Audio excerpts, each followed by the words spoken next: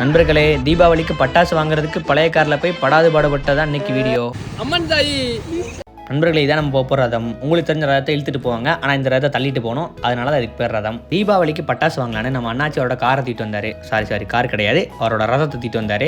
வீட்டில் இருந்து வரும்போது ஓட்டிட்டு தான் வந்தார், தள்ளிட்டுலாம் வரல. அதை நம்பி தான் ஏறி உட்காந்தோம். ஆனால் பெட்ரோல் போட்டப்போ தான் பிரச்சனை ஆரம்பிச்சது. அந்த பிரச்சனை என்னன்னா, வண்டி ஸ்டார்ட் ஆகலை, ஆனால் தள்ளி விட்டா ஸ்டார்ட் ஆகுது. நம்ம உட்காந்து வந்தால் ஒரு டைம் நம்மளை தள்ள விடுவாங்கன்னு நான் விவரமாக ஏறி உட்காந்துக்கிட்டேன். அதாவது நான் கேப்டன் ஆகிட்டேன். இப்போ நம்ம தலை சுத்த நண்பரோட ஒரு குட்டி விலாக்.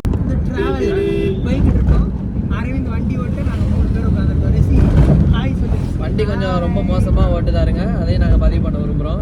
இவனுங்க தான் பாடாப்படுத்துறாங்கன்னு பார்த்தா அந்த வண்டி வர ஒரு பக்கம் ஆரன் அடிச்சா ஆப்பாவது, பாட்டு போட்டால் ஆப்பாவது, ஃபோனை சார்ஜ் போட்டாலும் ஆப்பாவது. நண்பர்களே, ஒரு வழியாக பட்டாசு கடைக்கு வந்தாச்சு. இப்போ அன்னைக்கிட்ட ஃப்ரெண்ட்லியாக பேச்சை போட்டு பட்டாசு ரேட்லாம் குறைச்சி வாங்கிட்டு இப்போ தான் நண்பர்களே ஒரு பெரிய வேலை.